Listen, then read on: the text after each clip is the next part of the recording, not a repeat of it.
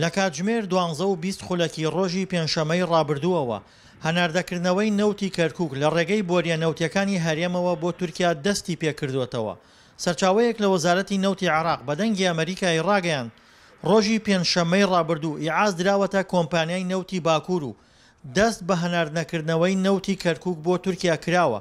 کە لە ئێستادا ڕۆژانە 50 بۆ 60 هزار بەرمیل نەوت هەناردە دەکرێت. پەرلەمانتارێکی عێراقیش پێی وایە ناردنی نەوتی کەرکووک پەیوەندی بە گەمارۆکانی سەر ئێرانەوە هەیە. ئەمە من پێم وایە بەشێکی بۆ ئەوەیە ناردنەکەی و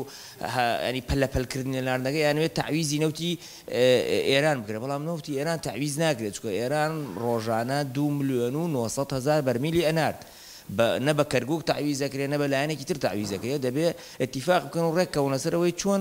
دابش بکرێت ئەو نەوتە. پێش 16 ئۆکتۆبەری ساڵی ڕابردوو کاتێک نەوتی کەرکووک لە ژێر کۆنتڕۆڵی کووردا بوو نەوتەکە بۆ تورکیا هەناردە دەکرا، بەڵام لە دوای 16 ئۆکتۆبەر و گرتنی کەرکووک لەلایەن عێراقەوە ئاراستەی هەناردەی نەوتی ئەو پارێزگایە بۆ ئێران گۆڕاو ڕۆژانە 50 هزار بەرمیل ڕەوانەی ئەو وڵاتە کراوە. بەڵام لەگەڵ تونکردنەوەی گەمارۆکانی ئەمریکا بۆ سەر ئێران جارێکی تر نەوت بۆ ئەو وڵاتە ڕاگیرا و ئاراستەکە ڕوە و تورکیا گۆڕایەوە. ئەوە بێگومانەوەن لە ئەوڵەوە نەوتیان زۆر بووە، ینی هیچ لە گرفتەکان گرفتی نەوت بووە کە شەڕەکانی داعشش بوو یەکەم پەلەماردان پەلەماری بیرە نەوتەکان بووە و ئێساش ڕێکەوتنیان لەگەڵ لەسەر زیاتر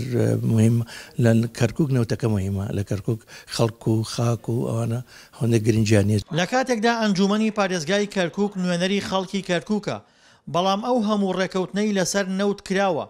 ڕاوێژ بەم ئەنجومەنە نەکراوە و وردەکاری ڕێکەوتنەکانیشی پێ نەدراوە. سەبارەت بە بارودۆخی نەوت و کەیسی نەوت بە گشتیە لە دوای 2023 و 2005